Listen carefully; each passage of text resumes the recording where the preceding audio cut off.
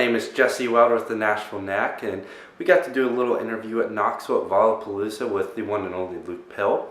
I hope you enjoy our interview with him, and be sure to go check out his music on Spotify and iTunes. Enjoy. So go ahead and tell me about how you got your start in music, where you're from, and of course the story of how that progressed after you got your first guitar or whatever instrument you got first. It's funny, music inherently has always been something that's kind of just in my DNA. I'm really a believer in that thing that people are like, hey, the creative minds are the left-handed, right-brain people, and I was born left-handed. And so growing up, I think I was like 10 when I started taking piano lessons for the first time. Yeah. And I did piano lessons for about 4 years, and I loved every minute of it. I had a guitar during that time, briefly took guitar lessons with the piano, kind of established it, and then as a lot of kids do, when I got into high school, I got into sports really heavily. And so then my schedule got really busy with sports, and I kind of just put that on the back burner for a while. And so I got to my freshman year in college. I was in West Point, so it's military academy in New York. And so it's very military lifestyle, so you have just a few belongings that you can keep with you. You're in a dorm room, basically a military barracks.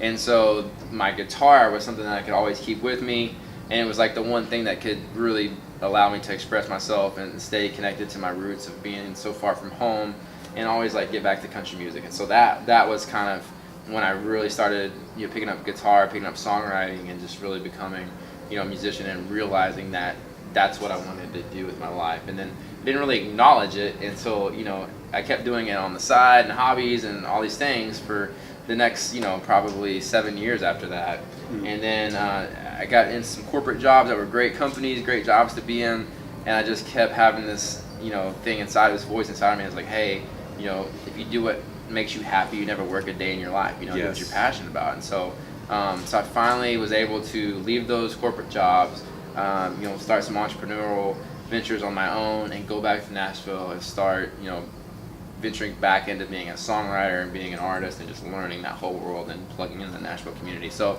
I've never looked back. Ever since I've been there, I've just, every day is just better for me. I love everyone I meet in Nashville. Got so many great friends there, and it's just the spot that I was calling my name for a long time. So, well, tell me a little bit more about your military career. Yeah, I went on a football scholarship to West Point when I was 18. Wait, really? Yeah, That's so cool. So it was an interesting way to get into the military. I didn't have any military background in my family, and the recruiting coaches came through, and I didn't even realize as a kid. I did a lot of community service, and I was captain of all my sports teams and all these things that were resume bullets for a West Point kind of resume, because you have to get accepted, or have to get what's it called? I'm going blank right now. You have to get recommended by your nominated by your congressman to go to West Point. All these things based off of you're in community service, you're in leadership organizations, all these things as a kid. And I had that. I didn't even realize what I had. Yeah. And my football coach was like, "Hey, this kid's got a great West Point for resume. Great resume for West Point. You should talk to him." And so anyway, I got recruited, took a visit up there, and ended up playing there for 4 years. And the football team was not great at all. We struggled there that time, went through a couple coaches, and it was a tough football experience. But overall, that developed me into a leader, being there in that military environment. And it was good just for me to kind of see the other end of the spectrum, because I was kind of this creative left-handed person that I was telling you about earlier.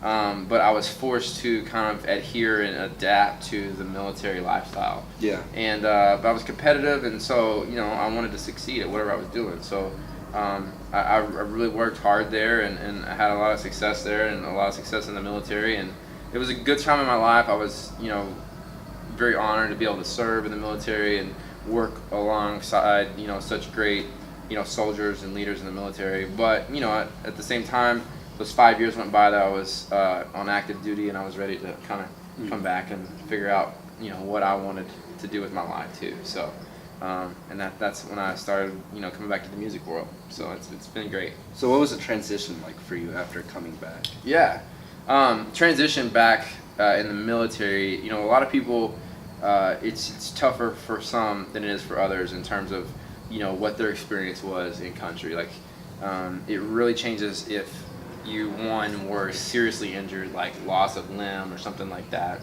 or you were responsible somebody under your command was either lost their life or had a serious injury.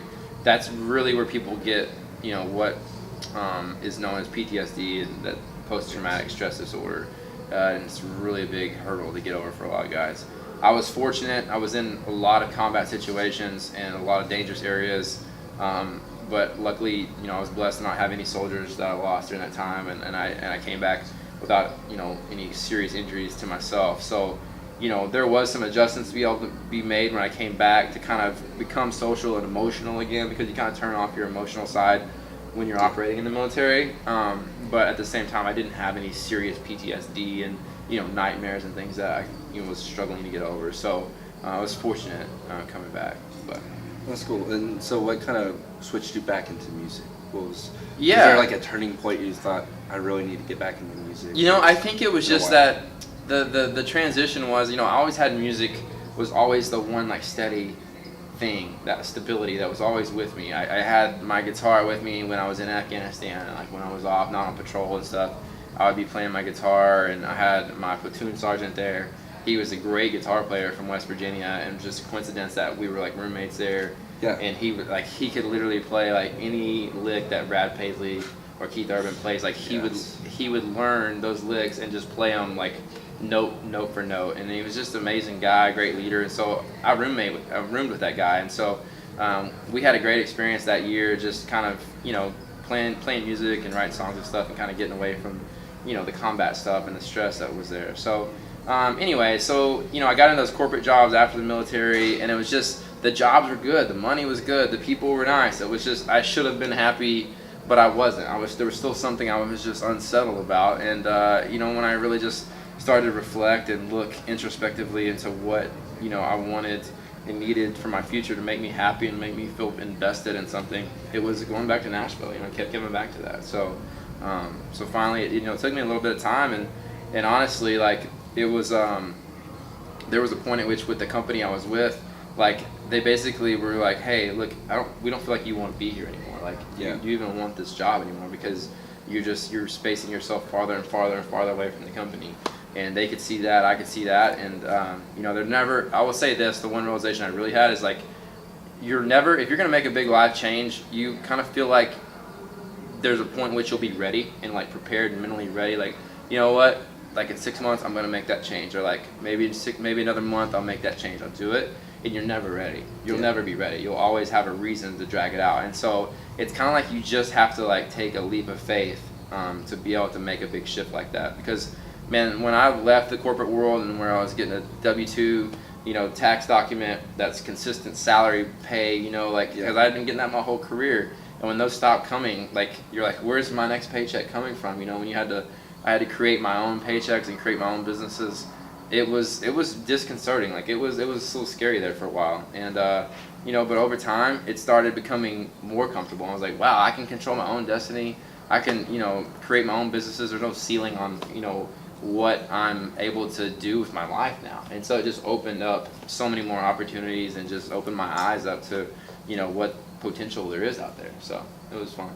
That's good. Yeah. And so, what kind of business ventures did you get into as well? I know, I Yeah. know about the music, so Right. what kind of business ventures did you Yeah, so I started getting into residential real estate, which was a simple one that I started back when I was in the military. I could purchase houses in the military and then rent them out immediately after purchasing them. So I started just kind of every couple years I would purchase a new house and then rent it out, like if I was based in a certain town or whatever.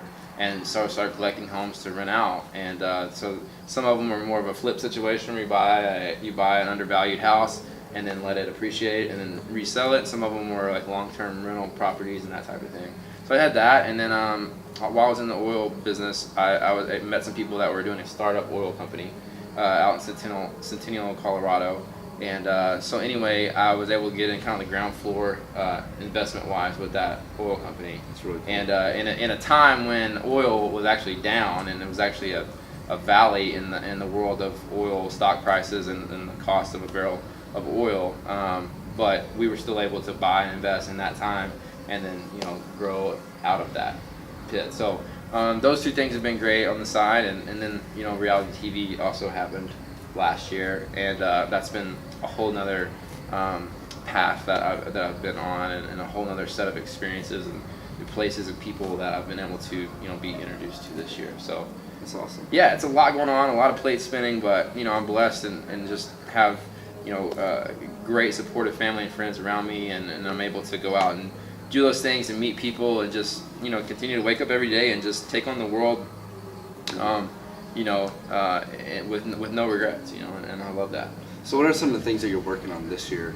Yeah, you know, this year we're putting a lot of focus back on music in Nashville, and so we're kind of leaving the reality TV side of things and probably not taking any reality TV bids this year, because that can kind of end up being a whole other path. You can just continue to perpetuate your reality TV status if you want to. Some people start down that path, and so for me, it was something that was an experience I don't regret. I liked doing it. It was great. But now I really want to put my focus back on what my original passion was, like we talked about earlier, and that's you know, success in music and being plugged into the Nashville music industry. And so that's what I'm doing. I write as a songwriter. I'm trying to hone that craft and just write with as many people and really get to my potential as a songwriter in Nashville. And then also from an artist perspective, we go out and we play shows on the road. We go into new towns, new markets, meet new people, create new music, and put music out as an artist that hopefully, you know, makes an impact and changes people's lives for the better, and something that, you know, people can relate to. Hopefully, you know, my stories and the different themes that come out in my music. So That's incredible. Yeah. Well, I appreciate everything that you're doing. Yeah. It's amazing, all the things you're able to dive into. Yeah. I don't ever meet anybody like that. Usually just focus on music and that's it. Yeah. You're doing a lot. So Yeah. It's incredible. No, I've enjoyed the visit so much, and thanks for sitting down with me. So Well, thank you. I appreciate it. thank you.